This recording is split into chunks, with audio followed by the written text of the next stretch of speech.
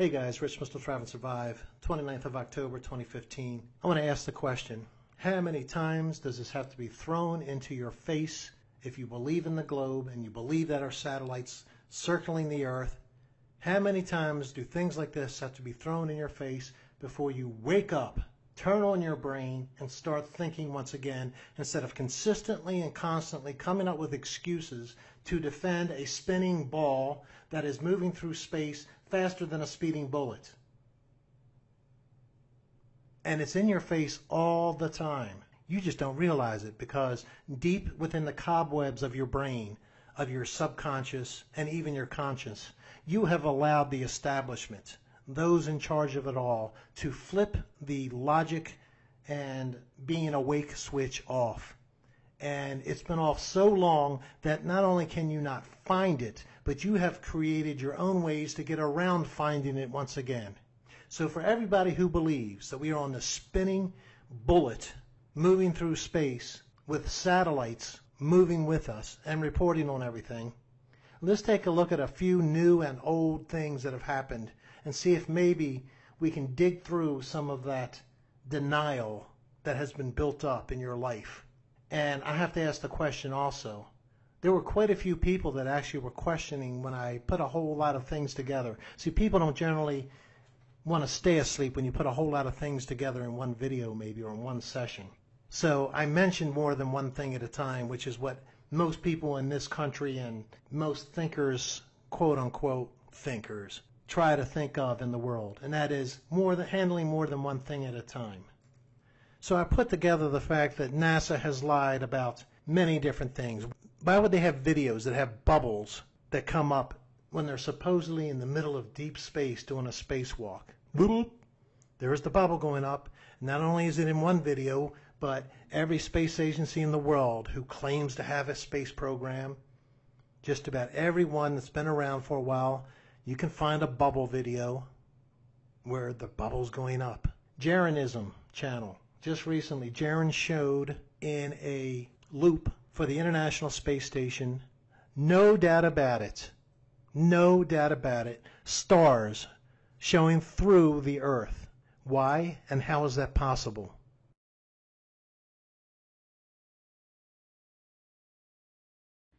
Look at that. Where do people live there? Underneath the ice? Is that ice? Is that just clouds that don't move? Come on, NASA fanboys, help me out. The other thing is, please remember that if something is true, it just feels right. It doesn't need explanations and mathematical proofs. But if something is going to be faked, then they have to tell you that anyone who says different is an idiot. They have to tell you to laugh at anyone who questions the truth. What you are about to see is bizarre. Okay, now look carefully at the screen, and you will see the stars behind the Earth can be seen through the layer of Earth, and clearly this is a hoax. It's a fraud. It's a joke. Again, look at this view. Explain to me, through orbital mechanics or mathematics, how the stars are seen through the Earth. Or are you going to tell me it's reflecting? Is that what it is? It's reflecting off the black water, the stars in the sky? Look at this here. Yep. You're seeing what you think you're seeing. That's them adjusting the layer. Oh, yeah, better adjust that. Oh, yeah, I'm going to play it again. Just want to make sure you see it. And it starts to sink in. You mean NASA could be lying to us? Here we are again. This is in slow motion. So you can clearly see them adjusting the layer. And I don't know about you, but the last time I saw a basketball game where they were adjusting the layer of players was never. It's possible because they're using computer-generated images and layers, and they messed up on one of the layers. He even showed where they started tilting it up to fix it. And yet all people say was, you're making a lot of claims. Where is the link to it? See, nobody can even do the homework for their own self anymore. And I talked about a funny thing happened on the way to the moon, which I didn't even know existed until I saw it and put it in that video. And then the big surprise to me was, how can this be out there People have seen it, and then they make comments like, I can't believe all of a sudden I'm seeing once again a funny thing happened on the way to the moon. And they defend NASA. If you've seen it before, and it's obviously a farce and a lie, right in front of your face, and yet you defend it. I talk about how NASA to this day with Project Orion, they have their own quote-unquote engineer come on and explain that before we can go to the moon or to Mars, we have to figure out how to get through the Van Allen belts, both going out and coming back. You're just making that up, Rich. They never said that. So you provide the link. And then you have Simon and Garfunkel come out talking about the sounds of silence, because that's what you get, silence in return. Nobody comes back, but they'll be on the next video still defending it. They just go around what you just said. That's their defense mechanism. I'll just pretend all that evidence doesn't exist. That's how I'll get around it. So you demanded to know where the links were to the outlandish claims that I was making. They were provided. And then one of the people involved in it said, I haven't had time to look at it yet. It's been 2 weeks. It's a whole 5 minutes of things you need to look at. 2 weeks. But these same people have had the time to come back and defend the spinning bullet several times in videos since then. It is an amazing thing. This is what psychologists should be looking at. How can someone presented with evidence that is undeniable, it is undeniable that they faked footage on the way to the moon. It is undeniable that they have footage of a supposed spacewalk when a bubble comes out of their spacesuit, makes a sound, and floats up. Not once, not twice, but at least a half a dozen times on 7 different video feeds from supposed space agencies all around the world. And then you have this, which you see on the screen. It's in your face. It's in your face, and the people have their switch turned so much into the off position that they don't get it. Let me read you the caption underneath this map in case you can't see it. A map of the major submarine cables connecting the United States and the rest of North America, the Caribbean, South America, Europe, Africa, the Middle East, and Pacific. Much of global commerce is dependent on this network. And when you get in and read the articles, see, here's the problem. You've all seen it on the news unless you've been totally asleep. The mainstream reports it. Russia. See, because this goes along with the propaganda. We've got to have a war soon against somebody. We got to make the straw man to knock him down. Is it Russia? Is it China? Is it Iran? Is it North Korea? Is it ISIS? We even gave up on bombing ISIS. Oh, I wonder why. Maybe because we created them. Wake up, people.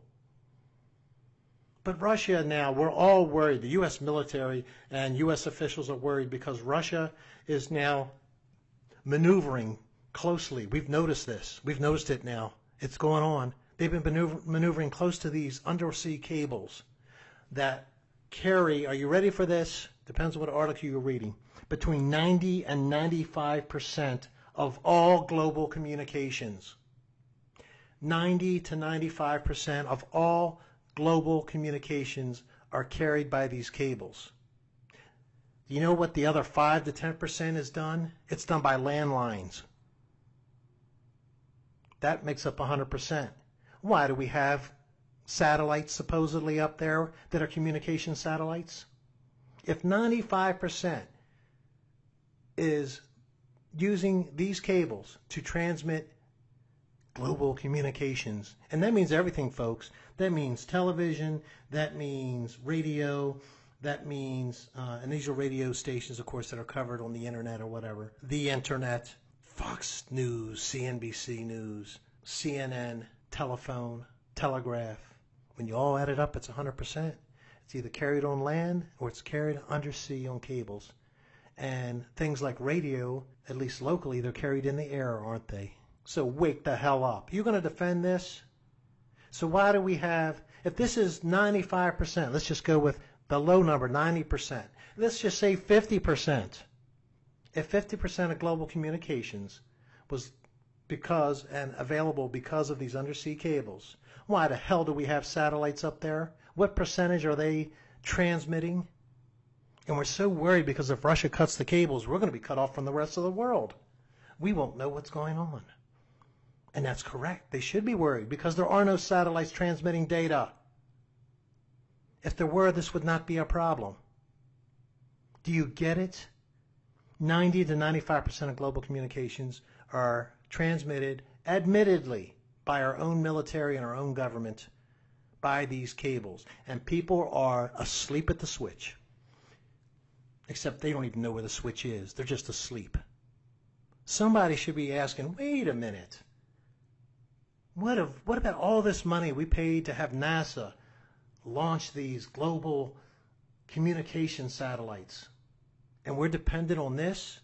Let's take a look at something else that's totally ridiculous. Citizens are arrest. Citizens are arrest. Citizens are arrest. I guess you got to be an old fan of the Andy Griffith Show to get that. Now, if I, as just plain John Doe, an ordinary citizen, were to see you making a U-turn, I'd have to make a citizen's arrest. Gomer, you'll be a better man if you'll try to think of us all working together for a common cause.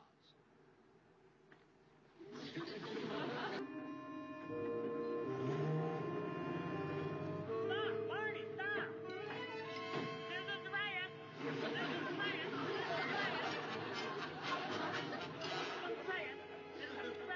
Citizens arrest! What are you yelling about?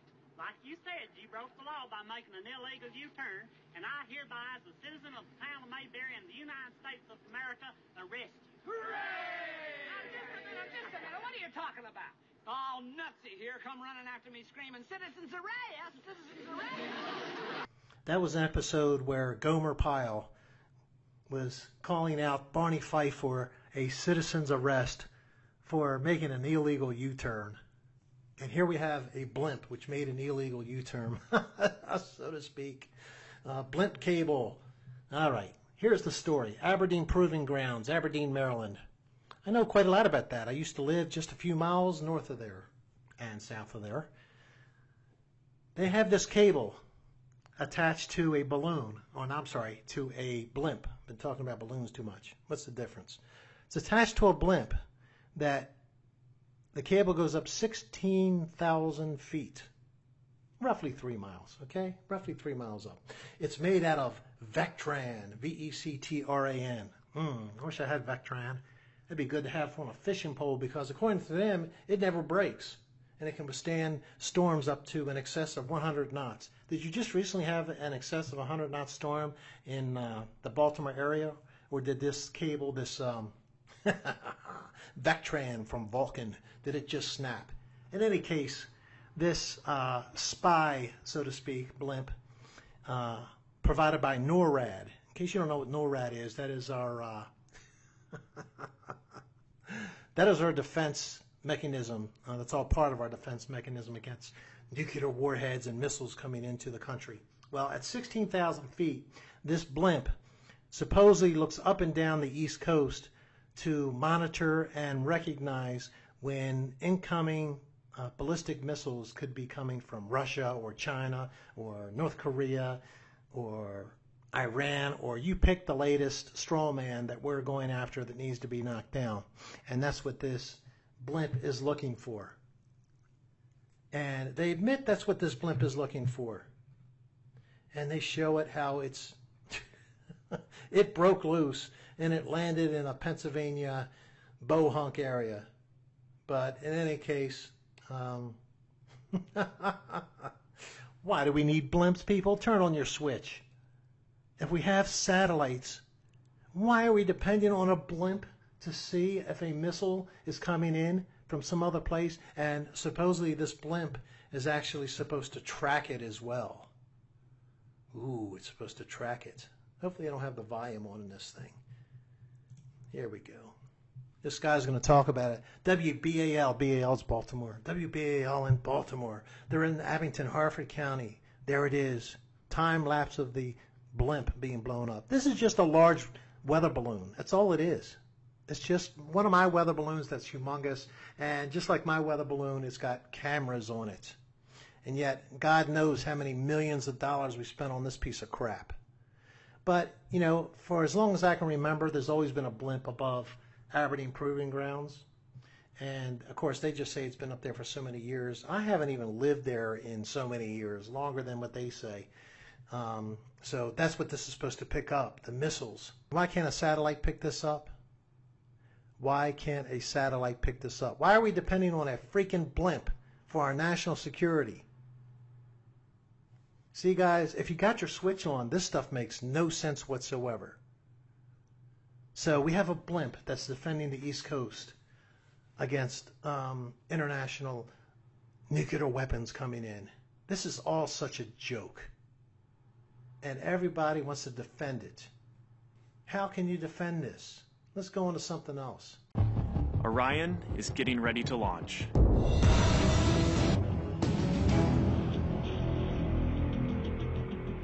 My name is Kelly Smith, and I work on navigation and guidance for Orion. Orion is NASA's next-generation spacecraft, to an asteroid or even onto Mars. For these missions, Orion has to be one tough spacecraft, withstanding high speeds, searing temperatures, and extreme radiation. As the spacecraft and the upper stage begin their first lap around Earth, Mission Control in Houston is monitoring the progress of the flight. Orion's over 100 miles up and going about 17,000 miles per hour. Just as it passes over the Indian Ocean, we lose communication.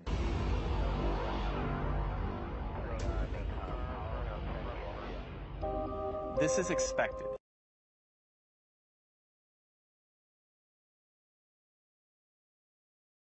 The communications link we have through satellites to Orion is momentarily lost.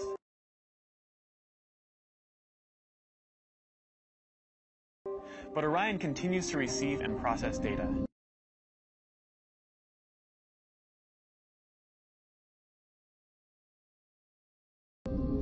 Its computers can handle 480 million instructions per second.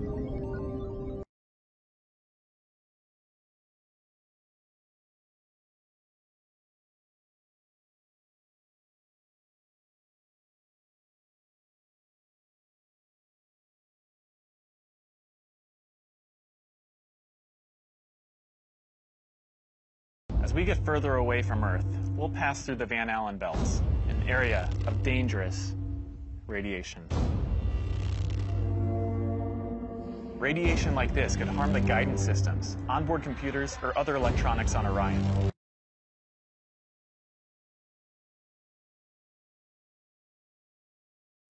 Naturally, we have to pass through this danger zone twice, once up and once back. But Orion has protection. Shielding will be put to the test as the vehicle cuts through the waves of radiation. Sensors aboard will record radiation levels for scientists to study.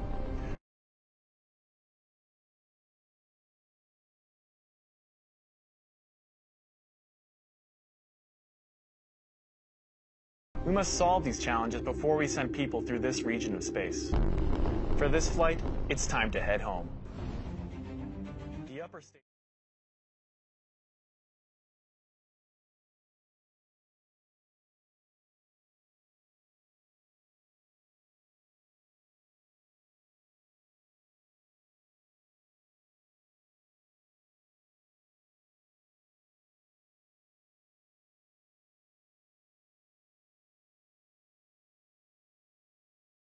Now, these reconnaissance aircraft came within 1 nautical mile at a height of 500 feet.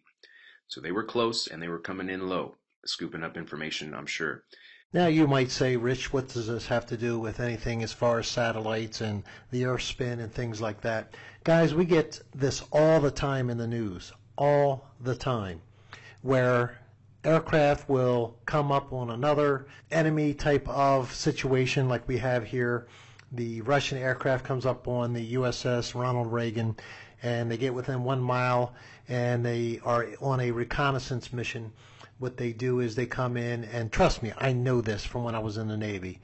They come in and gather all the information they can. They take pictures of the deck, and different things like that to see what kind of mode they're in. There's different ways you can configure the flight deck, and different configurations mean different things.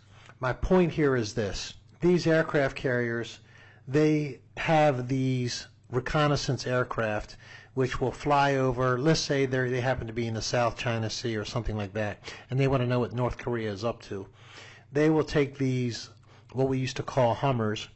They were called that because of the noise they made. They actually used propeller type of engines, so they made a humming sound when the blade turned. So, but they would go very high, and they would take all kind of fantastic photographs from an enormous altitude where they couldn't be shot down. And the whole point of what I'm talking about is this. Why do we need these aircraft if we have satellites that can do the same job? And it has nothing to do with being under cloud cover or anything like that, because these Hummers and other aircraft like that, they fly so high that the only thing that isn't going to be bothering them might be the high cirrus clouds. And even that, in some cases, probably isn't an issue. So look for all these different things. I could have picked up literally 5 other newsworthy articles that I've seen recently and shown you and pointed it out to you that this makes absolutely no sense if we are on a spinning ball and needing satellites or using satellites. Start to think about these things as you look around. When you see them set up cell towers, ask yourself why. Why do you need cell towers? This absolutely makes no sense whatsoever. Cell towers? And supposedly each one has their own satellites up there. AT&T has paid for their satellites. Verizon has paid for their satellites. And just about, I guess, Sprint and everybody else, they've all paid to have their satellites put up in orbit. And they've got them so they can do all kind of triangulation and GPS, supposedly, and provide cell service around the world. And yet, if you drive in the desert, for example, or even sometimes right around the corner at your local grocery store, you might lose the signal. Why is that? Because there's no cell tower there, Rich. Why do you need a cell tower? The idea is all you have to do is pull it in from a satellite. There should be no area on the earth that needs cell towers, not unless you're using land-based communications. Like I said, I have my theories and hypotheses about how this is done, about how I believe they will take signals from Earth bases, shoot them up, and bring them back down bounce them off the ionosphere. And this is why, and I would have never known this if I hadn't done balloon launches.